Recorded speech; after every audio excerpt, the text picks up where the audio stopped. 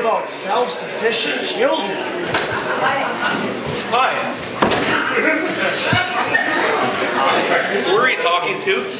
I was just writing my journal article. I must have been reading out loud. What's the article called? How to raise self-sufficient children in the new millennium. Can't get a tenure without publishers, can you? No, it's a curse of being a professor, I guess. How come you're not tenured? I mean, everybody else your age is. Yeah, but not everyone else my age spent 15 years as a social worker before going back to college. I bet the extra money is nice, though. What extra money? Well, when you get your article published. They don't pay me. I pay them. What? Academic journals require payment from the author to be published. You're kidding. No, I'm not.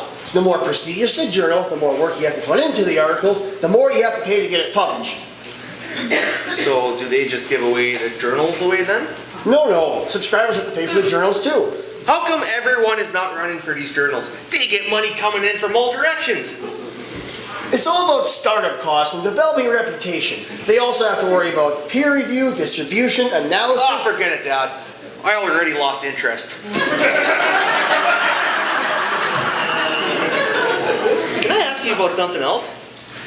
Sure. What's on your mind? About last night and Sarah. I mean, do you know if she's seen anyone? Eric, she's the woman that won't get the hint to move on. Sarah's the woman that's stalking you? Oh man, you get all the luck. I can't even get a date with Louise Westmaller, and you get the beautiful co-ed after you. Louise. Is that the one with all the body piercings and tattoos? The one that spent 4 years in prison for armed robbery? Well, if you count as a boa constrictor as a weapon, yeah. She's actually pretty nice. Strange, sure. Maybe even a little bit dangerous, but nice. She doesn't carry that snake around anymore. It died while she was in prison. She isn't an opera fan anymore, though. Kind of thought that she would be. It's kind of gothic, you know. Well, the offer's tomorrow night, Eric. I guess you'll just have to go by yourself. Do you think Sarah might go with me? Eric, I'm not sure just how badly you screwed your karma up in your last life, but my guess is no. I can't believe you don't find her attractive. Eric, I'm almost 50 years old. I look for different things in a woman now than I did when I was your age. You'll understand when you're older. Dad, you've been saying that since I was 5, that I would understand everything when I get older. I'm 22 and I still won't understand anything. Father can only hope, Kathy. Did you just hear a popping sound? Yeah, that's just my knees. They do that sometimes. So, are you ready for your birthday? You're turning 50, and you know, that's old. Well, some people say that life only begins at 50. Was that ever said by anyone under 50?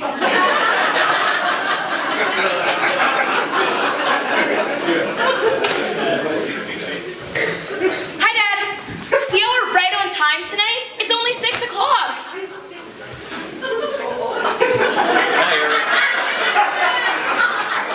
Hi, Dad. Mr. Thomas. Should I change my shirt, or are you sober tonight? Dad, you're embarrassing me. Let's not get into who's embarrassing whom, Julie. You're engaged to an old, vegetarian, liberal, criminal, atheist, alcoholic. He is not an alcoholic. He can't even hold his liquor. Well, I'll say. I actually don't drink that often.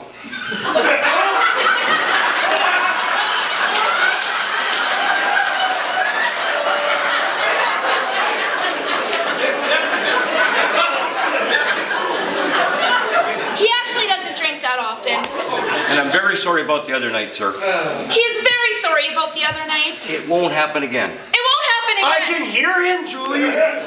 You know, we go through the trouble of making it here early so you can eat your precious little meal on time. And what do we get for it? Grief. That's what. Wait. Everyone is here on time. What's going on? Did someone die? Jeez, Dad, we're just being considerate. We love you, you know.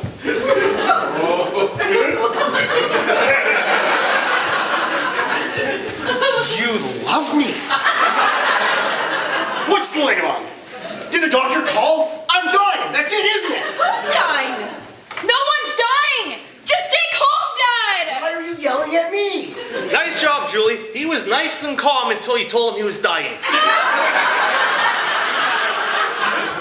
So I am dying. Oh my gosh, you're dying? No one is dying! Well, why would you say he's dying if he wasn't dying? No, it wasn't me. It was. It was me! Yes, it was me! But he's as healthy as a horse! So the doctor hasn't called then. Well, no one's called since this morning. Eric's been on the phone all day. Not all day, just this afternoon. Eric, I need you to give the phone a break, all right? I'm waiting for the doctor to call my test results. I mean, I could be dying and not even know it. Anything's possible. Eric! What? So who called this morning, Marie? It was the vet's office, George. Oh, is Annie ready to come home? George, Annie passed away in the middle of the night. She's not coming home. She's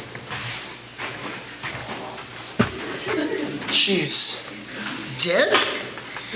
I'm afraid so, dear. The doctor's gonna cremate her and we can bury her in the backyard next to Bingo. I suppose that's only fitting. The two best dogs the world has ever known resting side by side. I'm gonna miss old Annie, though.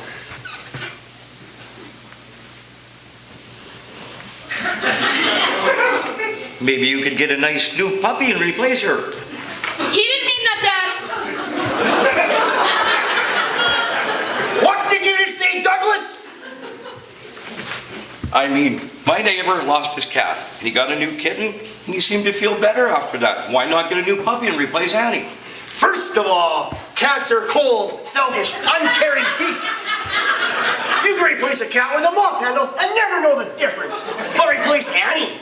Could you replace the Statue of Liberty, the Sistine Chapel? Could you replace the Mona Lisa, the Three Stooges? Douglas? Actually, I think they did replace a couple of the Stooges. You can't replace someone as special as Annie. I mean, Curly replaced Shemp, and then when he had a stroke, Shemp came back, and then he was replaced by Joe Beezer, and then Beezer was replaced by a guy named Curly Joe, of all things. So actually, the Stooges have had several replacements. In fact, Larry died. Okay. The Three Stooges were a bad example. All I'm saying is some random puppy cannot take Annie's place in this house. Geez, Jules, how does he know all that? Did he go to school with the Stooges or something? What's for supper, Mom? Well, I knew that Douglas was coming, so I made a nice vegetable quiche. You made a what? You want to honor Annie's memory with a quiche? I could make grilled cheese instead.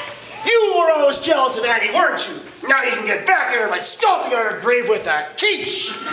There is nothing wrong with a good vegetable quiche, George. I'm leaving. I'm gonna go mourn the loss of my loved one like generations of Thomases have done before, with meat and beer. I'm going for pizza. No, that's not very healthy for you, Dad. You should really watch your fat. I'm not gonna live forever, Julie. So I might as well enjoy my time on this side of the grave. What's a quiche? It's like a pie, but they use vegetables instead of food. I'm up for pizza. Okay, Dad, whatever you want. Come on, Douglas, let's go for pizza. Sure, whatever Mr. Thomas wants. Thank you, Douglas. Do you think they have vegetarian pizza? I am not eating a vegetarian pizza. You can pick off the sausages and pepperonis. Maybe I'll just have a salad.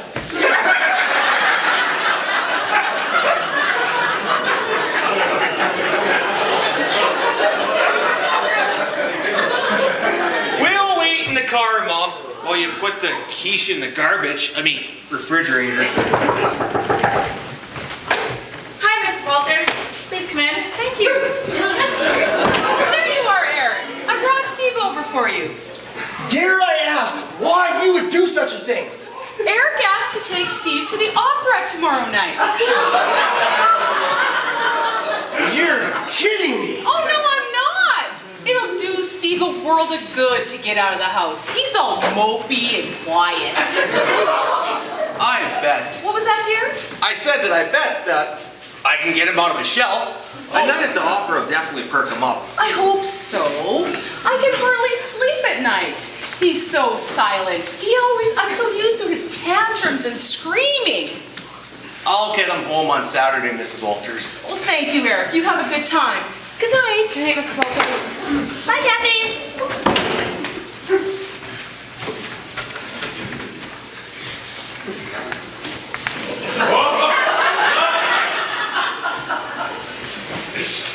You have a date with a dead man.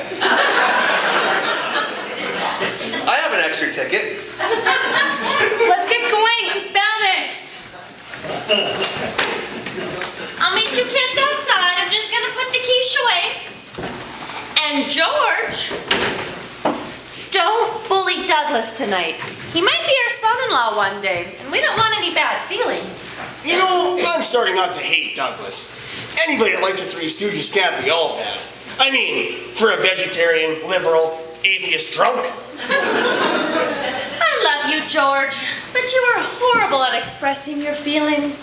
What happened to that romantic man who used to write poetry and sing it under my bedroom window? That was years ago, Marie. I'm older and wiser now. And a lot less fun. But I still love you, Marie. Even if I don't write poetry about your beauty or sing songs about our last days, you're still my one true love. I was a pretty good poet though, wasn't I?